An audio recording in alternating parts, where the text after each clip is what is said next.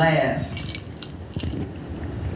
"I want to marry you," he said, then grabbed my hand and led me against traffic across a busy street in downtown White Plains. I followed dumbstruck. That was not the answer I expected when I asked Bob what he wanted from me. He was 50 years old. I was 44, never married, brought up under Jim Crow segregation in the South. He was a native New Yorker with 3 young adult children and was nearing the end of a difficult divorce. I couldn't even imagine a future with him. He was the first white man I'd ever let cross my bedroom threshold. And every time I did, I expected to be struck by lightning. Growing up, my mother had often warned me that white people were distrustful, deceitful. "You don't know what you're saying," I said when he reached the plaza and we sat on a bench under a tree. He said I was everything he had ever dreamed about and he wasn't going to let me get away. "I want to marry you because I love you," he said. "I can't understand how you managed to stay single all these years. You're so beautiful, inside and out." "What I look like doesn't matter," I argued. "If you marry me, my skin color will ruin your life."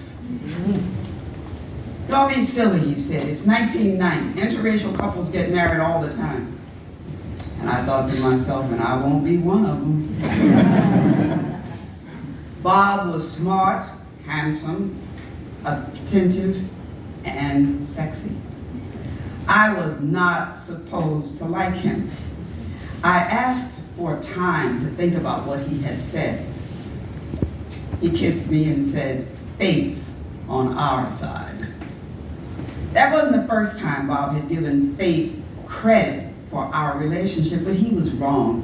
It wasn't fate that led me from Baltimore to New York.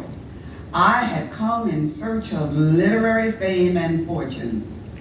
When my nest egg ran out and my submissions to magazines only brought rejection letters, I went job hunting. "You're overqualified," I heard repeatedly at interviews. "You should be looking in Manhattan." But I wanted grass, trees, and hills on my horizon.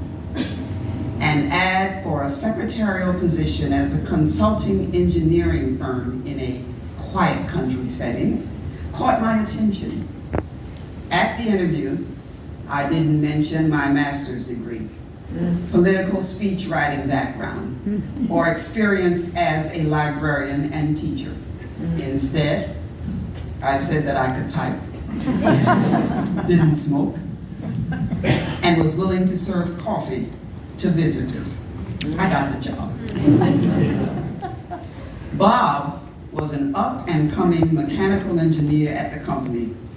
The girls in the secretarial pool joked about how square he was with his 3-piece suits, monogram shirts, and pocket watch. I was impressed by how ambitious, well-read, and kind he was. When he made partner at the firm, he moved into an office down the hall from mine, and we often exchanged small talk. I used the company's computers at night to work on what I dreamed would be my breakthrough novel. I also saved money toward the time when I could devote my attention to writing. A burglary while I was in the building alone one night scared me into an early resignation. For the next year, I wrote, edited, and queried agents. When Bob's secretary invited me to her wedding, and I said I'd be coming alone, she asked if it was okay to see Bob next to me at the reception. His divorce is getting him down. Everybody likes to talk to you. Maybe you can cheer him up. All Bob said when I asked how he was managing the single life was, "I'm doing fine." We chatted about his kids, work, and how my writing was going. When I said something about all the dancers, he said, I never learned to dance, but I always wanted to. Will you teach me? I refused, even though I loved to dance. I could not imagine being in the arms of a white man. As people began to leave, Bob asked if he could call me. I agreed, thinking he just wanted someone to talk to. He called the next day and invited me out to dinner. I said no. He kept calling and kept asking. Finally, I gave in and agreed to meet him at a neighborhood restaurant.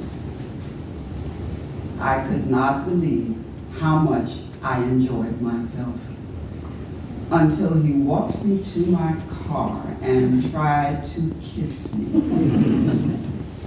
I pushed him away. Where I come from, respectable black women don't kiss white men. I went to high school with black kids, he counted. Some of them dated white kids. They didn't live down south, where the Klan lynched black men and boys for simply looking at white women. I said, I was surprised by his anger when he spoke. You've known me long enough to know that I'm not like those people. I'm not even white. I'm Italian.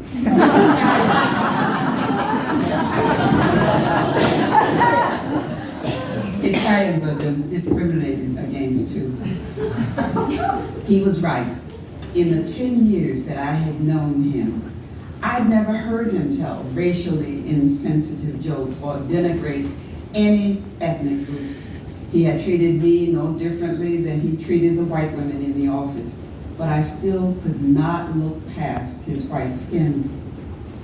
I remember that back when I first told him that, he had taken me in his arms and said, then I'll stick around until you stop looking at the color of my skin and see the color of my heart. It's the same color as yours. I was taken aback. Dr. Martin Luther King preached that black people wanted to be judged by the content of their character. If we wanted that from white people, weren't we supposed to judge them the same way? That evening I lay in bed sifting through my fears. Was I betraying the racial solidarity black people had cultivated in the 70s? Being black and proud seemed incongruous with marrying a man who wasn't black. Would other black people think I'd gone looking for a white man because I didn't think black men were good enough? What would my friends and family say? Would they welcome us into their homes? Could Bob even be comfortable in a room full of black people?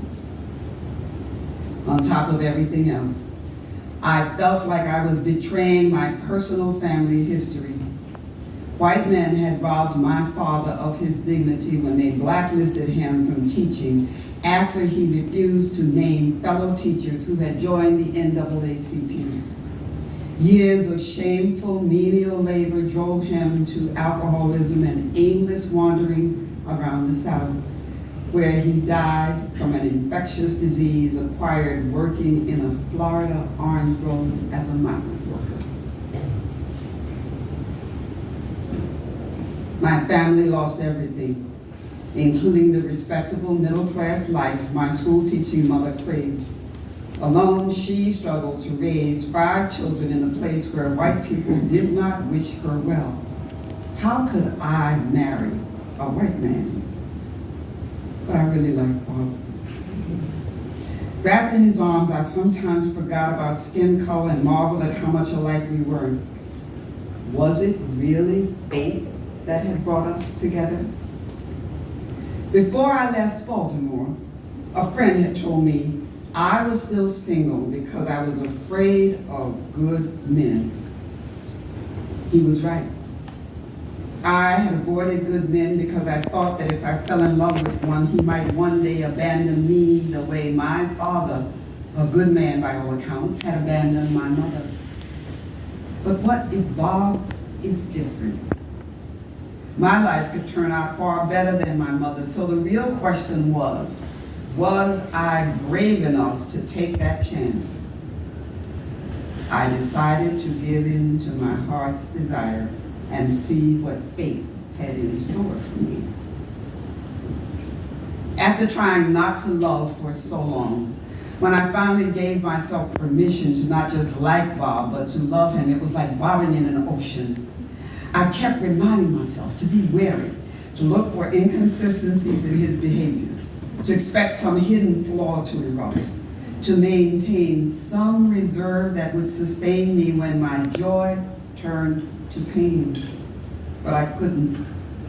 My life had turned into a romance novel that exceeded anything I had ever read or imagined. Bob took me to the U.S. Tennis Open, to the Met, where I heard Pavarotti sing O Sole Mio, to Lincoln Center to see the New York City Ballet perform Sleeping Beauty. We visited museums, ate in New York restaurants like Café des Artistes in Peters. As we walked the streets of New York, I kept watch for disapproving stares. I seldom spotted them. Maybe I was too caught up in the euphoria of new love. It's said that the children from the first marriage can destroy a second marriage.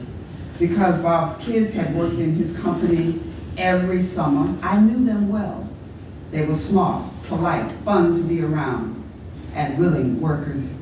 They displayed no signs of racial prejudice. But what if they decide they just don't want you to marry again, I asked Bob.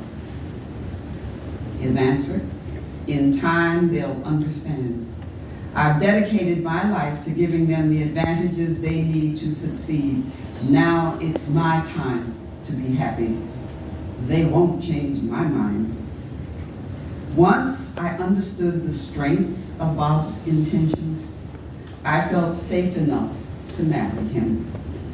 It's been almost 35 years since we said I did. His 3 children are my unexpected joy, as are the 2 grandchildren they've given us. Our marital disagreements have had nothing to do with our different skin colors. Our hearts are in sync. My success is his priority. His happiness is mine. I'm glad I gave love a chance at last. Oh.